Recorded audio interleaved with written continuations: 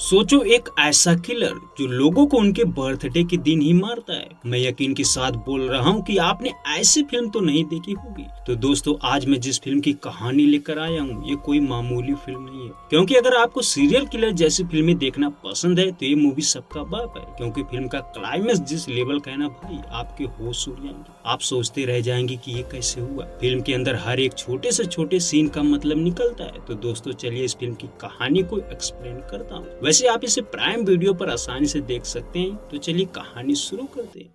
दोस्तों फिल्म की शुरुआत में हम चेन्नई के अंदर एक भयानक हादसा को देखते हैं। दरअसल दोस्तों रात को एक शख्स सुनसान जगह पर अपनी गाड़ी रोकता है। वह अपने मुंह पर मास्क लगाए होता ताकि कोई पहचान ना सके। अब वह शख्स अपनी गाड़ी की डिग्गी से एक लाश निकालता है और उस पर पेट्रोल डालकर जला देता है। उसके बाद पुलिस को वही जली हुई लाश मिलती है, बट ज्यादा जलने की वजह से लाश को पहचानना मुश्किल था। तो दोस्तों ये शख्स कौन था और इसने यहाँ पर किसकी बॉडी जलाई थी, ये सब आगे चलकर जानेंगे। उसके बाद हम चार चोर को देखते हैं जो एक बैंक को लूटने का प्लान बनाते हैं। वह उस बैंक में मास्क लगाकर घुस जाते हैं और अपनी गन निकालकर सबको डराने लगते हैं। हम देखते हैं कि बैंक का मैनेजर डर के मारे उन्हें लॉकर की चाबी दे देता है। अब तीन लोग पैसे और गहने भर रहे थे। वहीं दूसरी तरफ एक बंदा सबको गन से धमका रहा था। इतने में मौके का फायदा उठाकर सिक्योरिटी गार्ड उससे लड़ पड़ता है, बट दोस्तों यहाँ पर चोर गार्ड को गोली मार देता है जिससे उसकी मौत हो जाती है। अब वह चारों बैंक को लूट कर वहाँ से भाग जाते हैं। उसके बाद हम एक अरविंद नाम के असिस्टेंट कमिश्नर को देखते हैं जो बेहद खतरनाक था। मतलब कि दोस्तों वह बड़े बड़े केस को चुटकियों में सॉल्व कर देता था और तो और क्रिमिनल्स उससे थर थर कांपते रहते।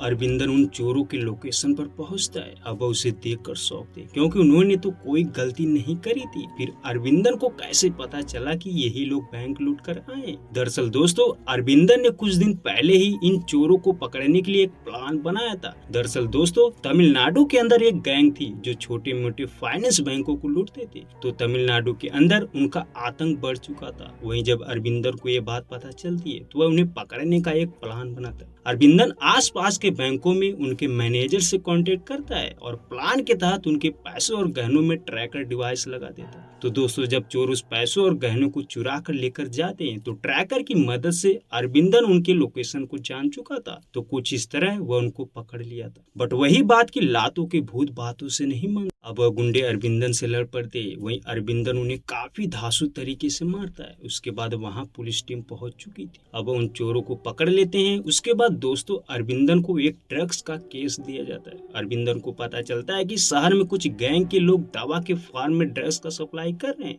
अब अरविंदन अच्छे से छानबीन करता है और उन्हें पकड़ लेता है। तो दोस्तों यहाँ पर अरविंद अपने काम को लेकर काफी ज्यादा सीरियस रहता है, जिस वजह से वह उन ड्रग्स माफिया का पर्दाफाश कर पाता है, जिस वजह से कमिश्नर चंद्रशेखर उससे बहुत खुश था। बट इसी बीच हम पैरेलल ये भी देख पाते हैं कि तमिलनाडु के अंदर अलग अलग शहरों में वैसे ही लाशें मिल रही थी जैसी शुरू में मिली थी। मतलब कि दोस्तों किलर किसी भी शख्स को पहले गोली से मारता था, वो भी इतना ब्रूटल की जिसे देखकर यही लगता था कि ये किसी साइको किलर का काम हो सकता। उसके बाद वह उन बॉडी को बुरी तरह से जला देता था ताकि पुलिस को ये ना पता चल सके कि कौन मरा है। वेल अब कमिश्नर इस केस को एक रंजीत नाम के ऑफिसर को सौंपता है। अब रंजीत इस केस की इन्वेस्टिगेशन शुरू करता है। हम देखते हैं कि दोस्तों एक के बाद एक लगातार बॉडी मिल रही थी जिससे शहर में हाहाकार मच चुका था। रंजीत बहुत कोशिश करता है फिर भी लाशें मिलना बंद नहीं होती, यानी किलर हर रोज किसी को वैसे ही जलाकर मार देता था। वहीं जब इस वजह से पुलिस की बदनामी होने लगती है तो कमिश्नर चंद्रशेखर रंजीत पर भड़क जाता है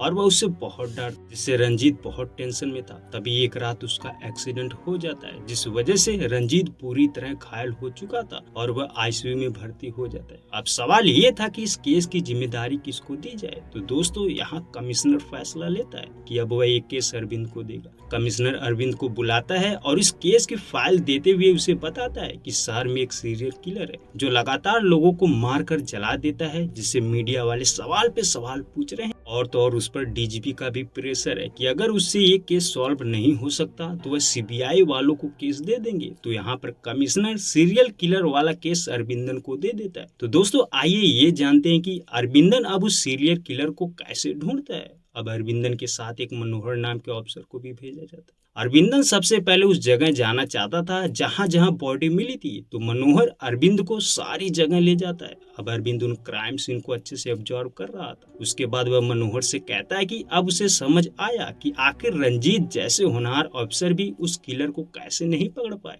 दोस्तों, इसकी वजह ये थी कि किलर बहुत ही सफाई से मर्डर करता था। वह पॉइंट ब्लैंक गन यूज करता था। उसके बाद वह बॉडी को इस तरह जलाता था कि कोई सबूत न मिल सके, यहाँ तक कि एक बाल भी क्राइम सीन पर नहीं मिला, जिस वजह से अरविंद किलर को अच्छी तरह से समझ चुका था। अब अरविंद मनोहर से कहता है कि वह इस केस के बारे में किसी के साथ भी डिस्कस नहीं करेगा, यहाँ तक कि पुलिस टीम के साथ भी नहीं। उसके बाद दोस्तों हम मनोहर के बारे में जानते हैं। दरअसल दोस्तों, मनोहर की वाइफ का कार एक्सीडेंट में मौत हो चुकी थी, जिस वजह से वह अपने 8 साल के बेटे के साथ अकेला रहता था। मनोहर अपने बेटे से बहुत ज्यादा प्यार करता था। हम देखते हैं कि मनोहर अपने घर जाता है, वहीं अरविंद सड़क पर अकेला खड़ा था। वह लिफ्ट मांगने की कोशिश कर रहा था, तभी उसके पास एक गाड़ी रुकती है जिसमें एक लड़की थी। अरविंद उसे देखते ही हैरान था, मतलब कि ये दोनों एक दूसरे को जानते थे। वे यहीं पर कहानी फ्लैशबैक में जाती, जिससे हम ये जान पाते हैं कि आखिर अरविंद और इस लड़की का क्या रिश्ता है। तो दोस्तों, एक सैन नाम की लड़की को देखते हैं जिसके पेरेंट्स उसकी शादी कराने वाले थे। वह हर समय कोई न कोई लड़का देखने के लिए भेजते थे, बट सैन उनको रिजेक्ट कर देती थी। तो आज वह उसी तरह एक लड़के से मिलने आई थी। वह कैफे के बाहर से ही उस लड़के को ढूंढने की कोशिश कर रही थी। उसे बताया गया था कि लड़के ने ग्रे शर्ट पहनी है। अब सैन एक टेबल पर ग्रे शर्ट पहने एक लड़की को देखती है, वो उसके पास जाती है। तो दोस्तों, हम देख पाते हैं कि वह लड़का अरविंद ही था। सैन उसे देखते ही फ्लैट हो चुकी थी, मतलब कि अरविंद उसे पसंद आ चुका था। बट अरविंद उससे कहता है कि वह जिस लड़के से मिलने आई है ना, वह नहीं है। अरविंद उससे बात ही कर रहा था, तभी इतने में अचानक से उसके ऊपर हमला हो जाता है। वहीं सैन ये सब देखकर घबरा जाती है। दरअसल दोस्तों, अरविंद यहाँ पर कुछ क्रिमिनल्स को पकड़ने आया था, इसलिए वह चोरी छुपे उन पर नजर रख रहा। तो यहाँ पर वह उन गुंडों को बहुत मारता है। वहीं सैन बड़े ध्यान से उसे देख रही थी और पसंद करने लगती है। उसके बाद दोस्तों, सैन अरविंद को हर रोज फॉलो करती, यहाँ तक कि उसके घर के चक्कर भी लगाती थी। बट अरविंद उसे भाव भी नहीं दे रहा। सैन एकदम थक चुकी थी, फिर भी अरविंद उससे बात तक नहीं करता था। तो आज वह जब सड़क पर मिलते हैं ना, तो यहाँ पर भी अरविंद उसकी गाड़ी में नहीं बैठना चाहता था, बट सैन बहुत फोर्स करती है। उसका कहना था कि अगर वह नहीं बैठेगी तो वह यहीं पर रुकी रहेगी।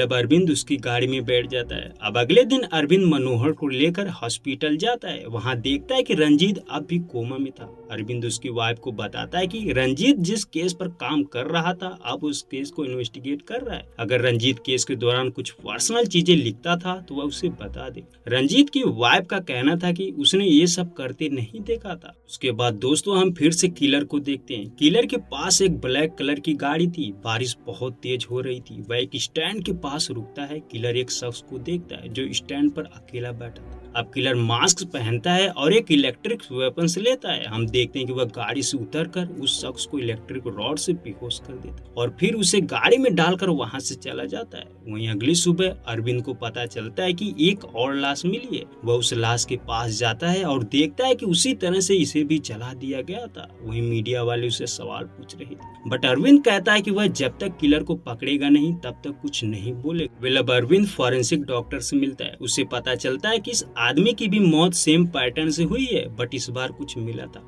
डॉक्टर अरविंद को एक प्लेट देता है जो डेड बॉडी के पैर से मिला था। मतलब कि दोस्तों, जिस शख्स की मौत हुई थी ना, उसने हाल ही में एक सर्जरी कराई थी जिसके दौरान उसके पैर में एक प्लेट डाला गया था। अब अरविंद उस प्लेट की छानबीन शुरू करने लगता है कि वह उस प्लेट की कंपनी को देखकर एक डॉक्टर के पास पहुंचता है और उससे कहता है कि वह उसके बारे में जानकारी चाहिए। डॉक्टर प्लेट देखते ही समझ चुका था कि ये प्लेट बिल्कुल नहीं है, तो इसका मतलब है कि उस शख्स की जल्द ही सर्जरी हुई होगी। अब अरविंद डॉक्टर से सभी मरीजों की लिस्ट मांगता है। डॉक्टर का कहना था कि इसमें थोड़ा समय लगेगा। अब शाम तक डॉक्टर अरविंद को उन सर्जरी पेशेंट की लिस्ट देता है। अब जैसा कि फॉरेंसिक डॉक्टर ने बताया था कि उस शख्स की एज लगभग 30 साल की थी, तो अरविंद टोटल 40 लोगों में से सिर्फ 7 लोगों को मार्क करता है। मतलब कि सिर्फ 7 लोग थे जिनकी उम्र सिर्फ 30 साल के आसपास थी। अब अरविंदन उन सभी लोगों के घर जाता है और बारी बारी से सबके बारे में पूछ रहा था। हम देखते हैं कि सभी ने सर्जरी करवाई थी। अरविंद अरविंद 6 लोगों को चेक कर चुका था, सभी जिंदा थे। अब उसे लास्ट शख्स के घर जाना था जिसका नाम था सुधाकर। अरविंदन को यकीन था कि ये शख्स मर चुका होगा, बट अरविंदन उस शख्स के घर जाता है तो देखता है कि सुधाकर जिंदा था। वो उसके घर में उसका पिता भी था जो बीमार था। बट दोस्तों, सुधाकर के फेस रिएक्शन से यही लगता है कि वह कुछ तो छुपा रहा था। फिलहाल यहाँ पर अरविंदन निराश होकर चला जाता है। वह सोच ही रहा था कि इतने मुझे सैन कॉल करती है, उसे कहती है कि वह उसे कुछ जरूरी बात करनी है। अरविंद नहीं जाना चाहता था, बट सैन उसे आने के लिए फोर्स करती है, जिससे अरविंद उससे मिलने उसी कैफे में जाता है। अब यहाँ पर सैन उसे बताती है कि उसे प्यार हो गया है, इसलिए वह उससे शादी करना चाहती है, बट अरविंद उसे मना कर देता है। उसका कहना था कि उसके पास टाइम नहीं है। तो दोस्तों, यहाँ पर सैन का दिल टूट चुका था। वह बोलती कि आज उसने ठुकरा दिया, बट एक दिन वह उसे ढूंढते हुए जरूर आएगा। अब अगली सुबह अरविंद को एक और डेड बॉडी मिलती है। इस बार कोई लड़की मरी थी। अरविंद को पता चलता है कि किलर शहर के बाहर मारता था, बट इस बार उसने शहर के अंदर मारा था। अब अरविंद उस लड़की के बारे में पूछताछ करने पुलिस स्टेशन जाता है। वह इंस्पेक्टर से पूछ रहा था कि क्या किसी ने किसी के मिस होने की कंप्लेन लिखाई है। अफसर उसे बताता है कि नहीं, अभी तक किसी ने ऐसी कंप्लेन नहीं लिखाई। बट साथ ही पुलिस वाला अरविंद को बताता है कि एक भिखारी उनके पास आया था, वह कुछ बताना चाहता था, बट हमें उसकी बात समझ नहीं आ रही थी। ये सुनते ही अरविंद उस भिखारी के पास जाता है। उससे पूछता है कि आखिर उसने उस रात क्या देखा था। वह भिखारी उसे बताता है कि तेज बारिश हो रही थी, वह बस स्टैंड पर बैठा हुआ था। तभी वह देखता है कि एक ब्लैक कार से एक शख्स निकलता है। वह मास्क लगाए हुए था और उसके हाथ में एक रॉड था। वह उसकी मदद से एक लड़की को बेहोश करके गाड़ी में डाल देता है और वहां से चला जाता है। भिखारी ये भी बताता है कि वह उस लड़की को हर रोज देखता था, वह इसी बस स्टैंड से होकर जाती थी। अब अरविंद इन्वेस्टिगेशन शुरू करता है। वह उस एरिया के सीसीटीवी फुटेज चेक कर रहा था, बट मनोहर बताता है कि वहाँ कोई भी सीसीटीवी कैमरा नहीं है। अरविंद को भिखारी ने भी बताया था कि वह लड़की हर रोज अपनी स्कूटी से आती जाती थी, बट उस रात वह बस से जाने वाली थी। अब ये सोचकर अरविंद को समझ आता है कि अगर लड़की उस रात स्कूटी से नहीं आई थी, इसका मतलब है कि उसकी स्कूटी खराब हो गई, इसलिए वह स्कूटी को जरूर बनने के लिए किसी गैराज के पास छोड़ा होगा। वे वो पास के ही सभी गैराज से पूछताछ करते हैं, तभी उन्हें उस लड़की की स्कूटी मिलती है। अब अरविंद को उस स्कूटी में उसका पेपर मिलता है, जिससे पता चलता है कि उस लड़की का नाम था मीरा। अब अरविंद और मनोहर मीरा के घर जाते। वह देखते हैं कि मीरा जिंदा थी, बट वह काफी ज्यादा घबराई हुई थी। ऐसा लग रहा था कि वह कुछ छुपा रही थी। तभी इंस्पेक्टर उसे देखते ही पहचान जाता है। दरअसल दोस्तों, एक दिन पहले मीरा पुलिस स्टेशन आई थी। वह डॉगी खोने का कंप्लेन लिखाने आई थी, बट पुलिस वालों ने उसे मना कर दिया था। अब अरविंद घर की तलाशी लेता है। उसे पता चलता है कि उसके घर में डॉगी होने का कोई सबूत ही नहीं था। अरविंद समझ चुका था कि मीरा झूठ बोल रही है। अब अरविंद को यहाँ पर एक और चीज के बारे में पता चलता है। दरअसल दोस्तों, मीरा की एक जुड़वा बहन थी जो हूबहू उससे मिलती जुलती थी। तो उस रात उसकी बहन की मौत हुई थी। अरविंद को एक कॉलेज की तस्वीर भी मिलती है, जिसमें वह देख पाता है कि बहुत सारे जुड़वा लोग थे। अरविंद हैरान था कि वह एक ही स्कूल में इतना जुड़वा लोग कैसे हो सकते हैं। तभी अरविंद को सुधाकर के बारे में याद आता है। वह भी उसके घर में उसी कॉलेज की तस्वीर देखा था। अरविंद को समझ आ चुका था कि शायद सुधाकर का भी कोई जुड़वा हो सकता है। अब अरविंद सुधाकर को पकड़कर पुलिस स्टेशन लाता है, तो उनसे पूछताछ शुरू करता है। उनसे पता चलता है कि वह भी जुड़वा थे, मतलब कि ये जो लड़की थी ना, उसका नाम था तारा, और जो मरी थी उसका नाम था मीरा। वहीं यहाँ जो आदमी था उसका नाम था सुरेंद्र, और जो उसका भाई था ना, उसका नाम था सुधाकर। तो दोस्तों, अब सुरेंद्र और तारा सारी सच्चाई बताते हैं। सुरेंद्र बताता है कि एक शाम उसका भाई उसे कॉल करके बताता है कि आज काम बहुत ज्यादा है, इसलिए वह देर रात को आएगा। अब ये जानकर सुरेंद्र सो गया, बट जब वह सुबह को उठा तो देखा कि सुधाकर नहीं आया था। सुरेंद्र बहुत परेशान हो जाता है। वो अपने भाई पर कॉल करता है, बट उसका नंबर बंद था। तभी उसे किडनैपर का कॉल आता है। दोस्तों, यहाँ पर मैं बता दूं कि जैसा सुरेंद्र के साथ हो रहा था ना, वैसा ही किलर तारा के साथ भी किया था। बट वह दोनों को उसी तरह कॉल करता है और एक सुनसान जगह पर बुलाता है, जहाँ पर वह उन्हें इलेक्ट्रिक रॉड से बेहोश करके एक खुफिया जगह ले जाता है, जहाँ पर तारा और सुरेंद्र के सामने एक शख्स को बांधा गया था। उसका चेहरा दिखाई नहीं दे रहा था। वहीं पास में ही टेबल पर एक गन रखी हुई थी। किलर वीडियो कॉल के जरिए उन्हें बताता है कि वह पास रखी गन उठाकर सामने बैठे शख्स को जान से मार मार दे। अब तारा और सुरेंद्र ऐसा नहीं करना चाहते थे, बट किलर उनको उसके भाई और बहन का वीडियो दिखाता है जो लाइव था। वह जितना लेट कर रहे थे किलर उतना ही पानी में उसे डुबोकर मार रहा था। वहीं तारा और सुरेंद्र एकदम मजबूर हो चुके थे। अगर वह सामने बैठे शख्स को नहीं मारते तो किलर उनके भाई और बहन को मार देता। तो दोस्तों डर के मारे वह उन्हें बचाने के लिए उस शख्स को गोली मार देते, जिससे उसकी मौत हो जाती। बट वह जब उसका नकाब उठाकर देखते हैं ना, उनकी रूह कांप जाती। दरअसल दोस्तों उन्होंने जिसको मारा था ना, कोई और नहीं बल्कि उनके ही भाई बहन थे। मतलब कि उन्होंने खुद के भाई और बहन को अनजाने में मार दिया था। दरअसल दोस्तों किलर उन्हें उस समय एक रिकॉर्डेड वीडियो भेजा था। वह उसके जरिए उन्हें ब्लैकमेल कर रहा था। उसे यकीन था कि वह मजबूर होकर उन्हें मार देंगे। हम देखते हैं कि वह जैसे ही अपने भाई बहन को मारते हैं तभी किलर उन पर एक वीडियो भेजता है जिसमें वह खुद अपने भाई और बहन को मार रहे थे। तो दोस्तों कुछ इस तरह किलर उन्हें खुद फंसा देता है। उसका कहना था कि अगर वह पुलिस के पास जाएंगे तो वह उनकी वीडियो पुलिस को भेज देगा, जिससे वह खुद फंस जाएंगे। तो दोस्तों ये था पूरा मामला। अब अरविंद को किलर का पैटर्न समझ आ चुका था कि आखिर अभी तक किसी ने कंप्लेन क्यों नहीं की, क्योंकि वह जुड़वा लोगों को टारगेट करता था और उन्हीं के भाई बहन से उनका मर्डर करवाता था ताकि वह कंप्लेन ना कर सके। अब अरविंद तारा और सुरेंद्र को स्कूल की तस्वीर दिखाते हुए पूछता है कि क्या उन्हें किसी पर भी शक है। तभी तारा उसे एक बेंजामिन नाम के लड़के के बारे में बताती। वहीं पर अरविंद को सैन के बारे में भी पता चलता है। तारा बताती है कि सैन भी जुड़वा थी। उसकी बहन का नाम था अंजना, वह भी उसी स्कूल में उनके साथ पढ़ती थी। अब अरविंद को सैन की चिंता होने लगती है क्योंकि वह भी उसी स्कूल में पढ़ती थी, जिससे किलर उसे भी टारगेट कर सकता था। इसलिए अरविंद तुरंत उसे कॉल करता है, बट उसका नंबर तो बंद आ रहा था। अब अरविंदन एक बार फिर से उनसे पूछताछ शुरू करता है। वह ये जानना चाहता था कि आखिर उन्हें बेंजामिन पर कैसे शक है। विलप तारा और सुरेंद्र उन्हें स्कूल में हुए इंसिडेंट के बारे में बताते। अब यहाँ पर वह क्या बताते हैं ये तो नहीं पता चलता, बट सारी बातें सुनने के बाद वह उन्हें छोड़ देता है। अरविंद मनोहर से कहता है कि उसे यकीन है कि ये लोग थोड़ा सच और थोड़ा झूठ बोल रहे हैं, इसलिए उन्हें सबसे पहले उस ट्विंस बर्ड स्कूल जाना होगा जहाँ सारी सच्चाई पता चल सकती है। विलब अरविंद और मनोहर ट्विंस बर्ड स्कूल जाते हैं। वहां पर वह स्कूल के प्रिंसिपल से मिलते हैं। अब अरविंद उनको बताता है कि चेन्नई शहर के अंदर अभी तक 6 लोगों की मौत हो चुकी है। इनफैक्ट वह इसी स्कूल से थे। तो अरविंद बेंजामिन का नाम लेते हुए पूछता है कि आखिर स्कूल में क्या हुआ था जिस वजह से किलर इसी स्कूल के बच्चों को टारगेट कर रहा है। विलब प्रिंसिपल उन्हें सारी बातें बताती है। प्रिंसिपल का नाम था शांति, वहीं उसके हस्बैंड का नाम था रवि। रवि और शांति ने करीब 23 साल पहले एक स्कूल खोला था। उन्होंने जब स्कूल खोला था तो उस समय उनके स्कूल में 6 जुड़वा बच्चे आए थे, जिससे उनके स्कूल का खूब नाम हुआ। यहाँ तक ये खबर अखबारों में भी छप चुकी थी, जिससे दूर दूर के लड़के उस स्कूल में आने लगे। अब रवि और शांति इस चीज का फायदा उठाते हुए वह स्कूल में एक रूल बनाते हैं। उनके हिसाब से जो भी पेरेंट्स अपने बच्चों का यहाँ पर एडमिशन कराएगा, उनके एक बच्चों को फ्री में पढ़ाई होगी। मतलब कि ट्विंस में से एक बच्चा फ्री में पढ़ेगा। अब ये आइडिया पेरेंट्स को बहुत अच्छा लगा। हम देखते हैं कि दूर दूर शहरों से वहाँ बच्चे आने लगे, जिससे स्कूल बहुत बड़ा हो चुका था। तभी एक दिन स्कूल कैंपस के दौरान रवि और शांति बेंजामिन से मिलते हैं, जिसका दिमाग बहुत तेज था। वह चेस बहुत अच्छी तरह से खेलना जानता था।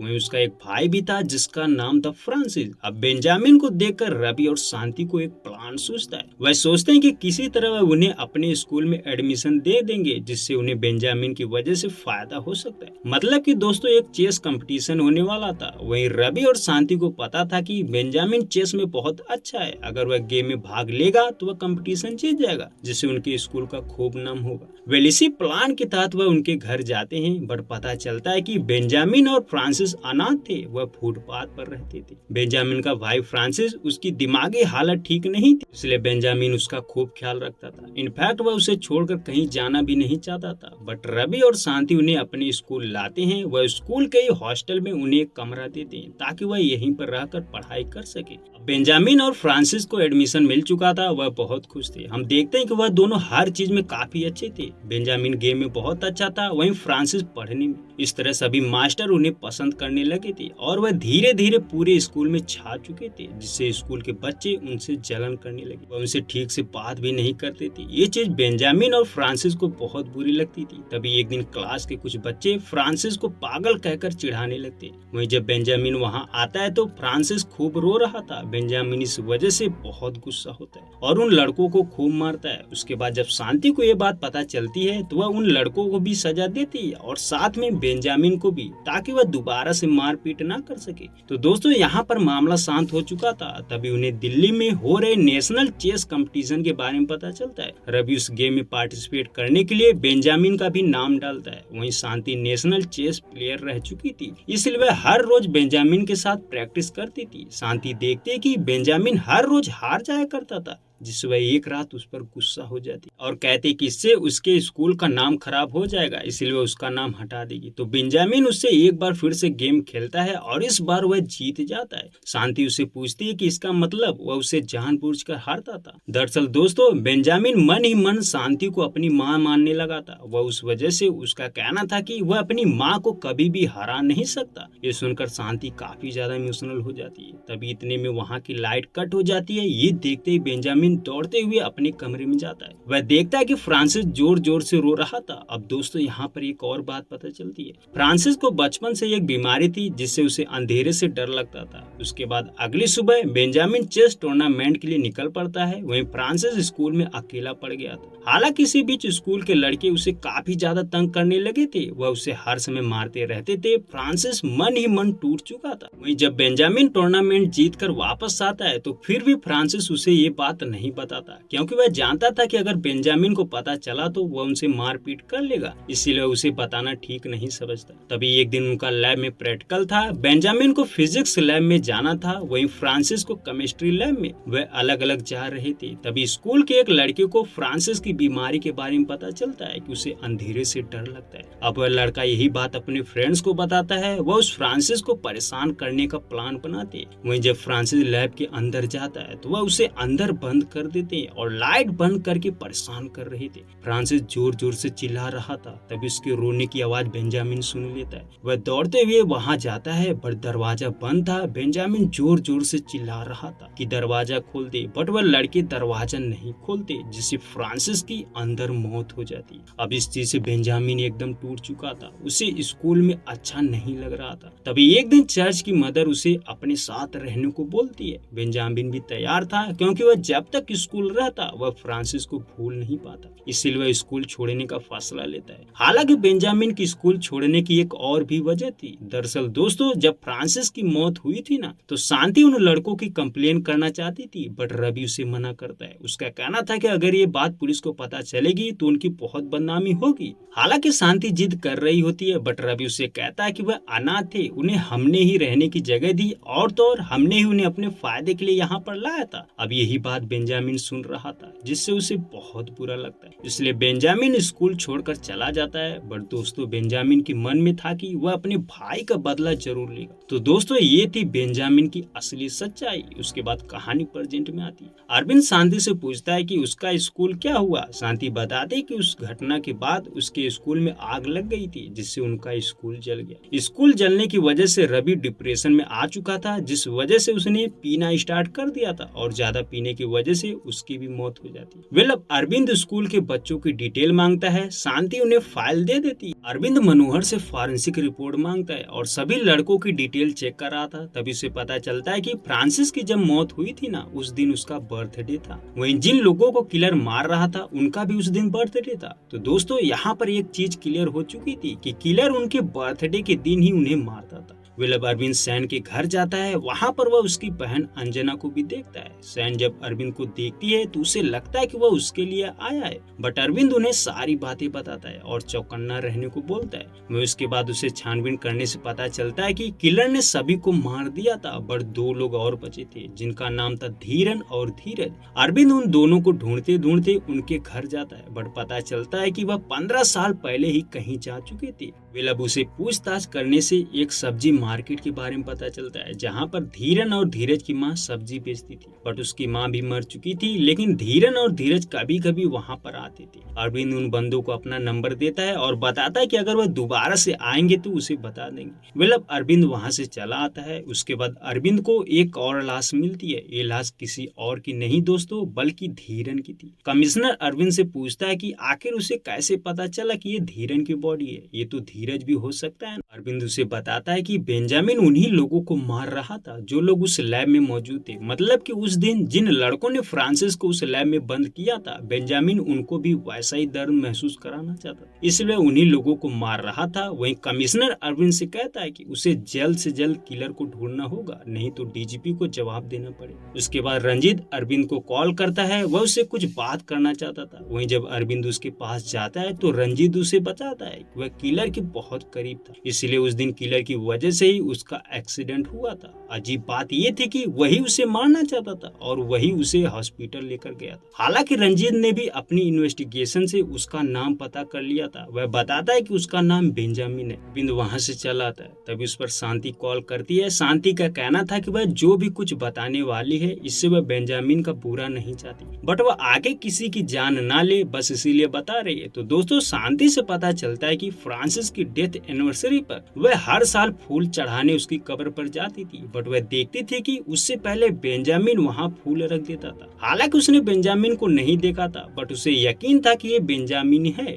अरविंद को मौका मिल चुका था क्योंकि कल ही फ्रांसिस की डेथ एनिवर्सरी थी, इसलिए अरविंद उसे पकड़ने का प्लान बनाता है। वह रात को ही चर्च जाता है और वहाँ सबसे पहले अपनी गाड़ी छुपा देता है। उसके बाद वह एक पेड़ के पीछे छिप जाता है। जब थोड़ी ही देर बाद हम देखते हैं कि ब्लैक कार में बेंजामिन आता है, उसके हाथ में फूल भी था। वह फ्रांसिस की कब्र के पास रुकता है और अपने चेहरे से मास्क हटाता है, जिसे देखकर होश उड़ जाते हैं, क्योंकि दोस्तों बेंजामिन कोई और नहीं बल्कि मनोहर ही था जो अरविंद के साथ काम कर रहा था। हालांकि अरविंद उसका चेहरा नहीं देख पाता। वह उसके पास आता है और उसके सर पर गन तान देता है, बट बेंजामिन उसे मारकर भागने लगता है। अब अरविंद उसका पीछा कर रहा था। हम देखते हैं कि बेंजामिन अरविंद को चकमा देकर अपने घर चला जाता है। वहीं अरविंद मनोहर के घर जाता है। दरअसल वह मनोहर को ये बताने आया था कि बेंजामिन उसके हाथ से निकलकर भाग गया, इसलिए वह सैन और अंजना को कहीं और शिफ्ट कर दे। तो दोस्तों मनोहर घर पर ही था। अरविंद जैसे ही सैन और अंजना के पास जाता है ना, तभी वह देखता है कि मनोहर ने तो उन्हें बांध रखा था। अरविंद कुछ सोच पाता, इतने में मनोहर उसके सर पर वार करता है और उसे मारकर बेहोश कर देता है। उसके बाद वह अंजना को लेकर चला जाता है। वहीं जब अरविंद को होश आता है तो वह देखता है कि सैन अब भी बंधी हुई थी। अब अरविंद उसे छुड़ाकर मनोहर को ढूंढने लगता है।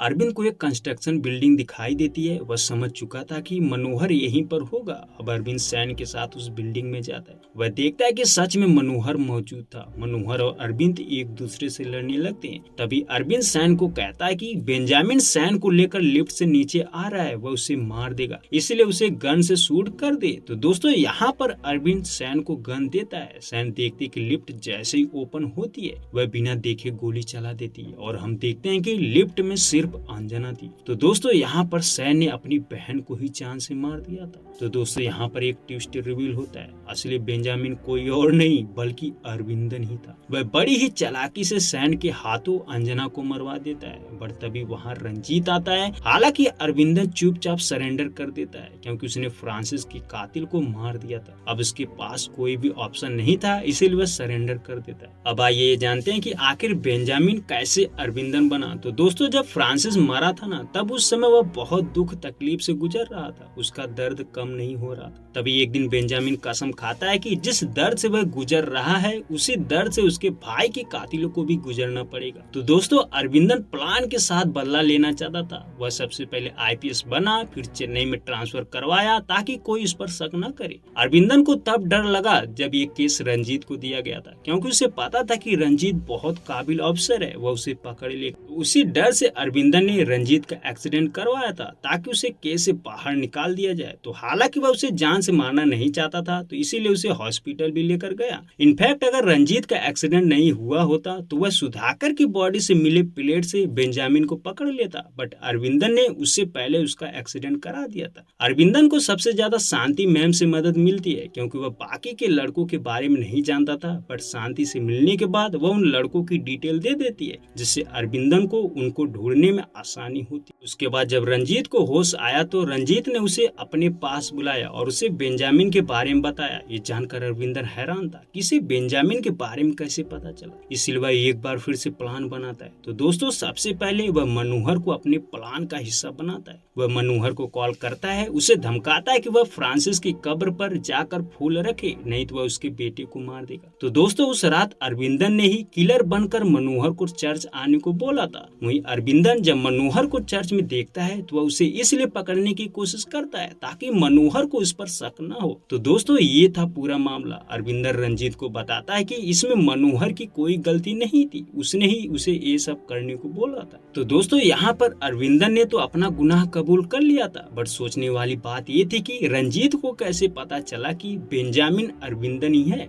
दरअसल दोस्तों जब अरविंदन रंजीत से मिलने आया था ना, तो उस समय रंजीत उसका लाइटर नोटिस करता है। वैसा ही लाइटर उसने एक्सीडेंट वाले दिन किलर के हाथ में भी नोटिस किया था। तभी से रंजीत को उस पर शक हो चुका था। उसके बाद रंजीत अरविंदन के बारे में पता करने लगता है। वह उसे मालूम पड़ता है कि अरविंदन पहले क्रिश्चियन था, बट बाद में उसे गोद लिया गया था, जिससे वह हिंदू बन गया और तब जाकर अपना नाम बेंजामिन से अरविंदन कर दिया था। रंजीत और ज्यादा जानने के लिए अरविंदन के घर भी जाता है। वह वहाँ बहुत सारी चीजें देख पाता है और फिर उसे वहाँ फ्रांसिस और बेंजामिन की तस्वीर भी मिलती है, जिससे उसका शक यकीन में बदल जाता है। तो दोस्तों कुछ इस तरह रंजीत ने अरविंदन के बारे में जाना था। फिर अब सब कुछ क्लियर हो चुका था, मतलब कि फिल्म का मेन हीरो ही असली विलन निकला। अब अरविंदन को जेल में बंद कर दिया जाता। वहीं उसके बाद रंजीत और मनोहर पुलिस स्टेशन से बाहर आ रहे थे, तभी उनसे एक बंदा टकराता है, जिसे देखते ही रंजीत शॉक था क्योंकि उस शख्स को एक चोरी के केस में अंदर डाला गया था। अब वह शख्स अपना नाम धीरज बताता है और कहता है कि जिसको पकड़ा गया था वह उसका जुड़वा भाई धीरन है। ये सुनते ही रंजीत और मनोहर की होश उड़ जाती। अब वह अरविंदन का प्लान समझ चुके थे। दरअसल दोस्तों अरविंदन जानबूझकर गिरफ्तार हुआ था, उसके पास प्लान सी था क्योंकि वह जेल के अंदर जाना चाहता था। दरअसल धीरन जेल में ही था और आज उसका बर्थडे था।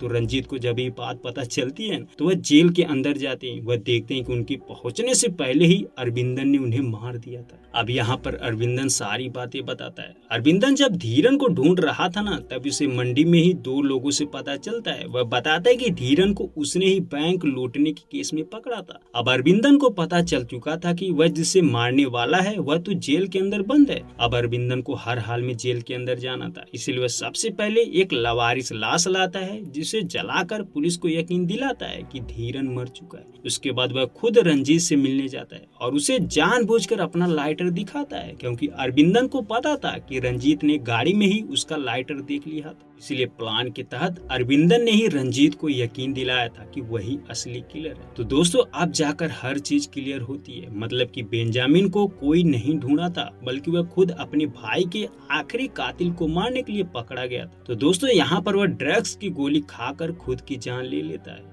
तो कुछ इस तरह फिल्म की कहानी खत्म हो जाती है। तो दोस्तों ओवरऑल देखा जाए तो फिल्म में सबसे अच्छी चीज थी इसके ट्विस्ट और सस्पेंस, क्योंकि आपको कहीं भी शक नहीं होगा कि अरविंदन ही असली किलर है। और तो और जहां पर सब कुछ रिवील होना चाहिए बिल्कुल वैसा ही किया गया है, जिससे मूवी की एंडिंग बहुत ही जबरदस्त लगी। तो दोस्तों आपको कैसी लगी मूवी कमेंट करके जरूर बताएं।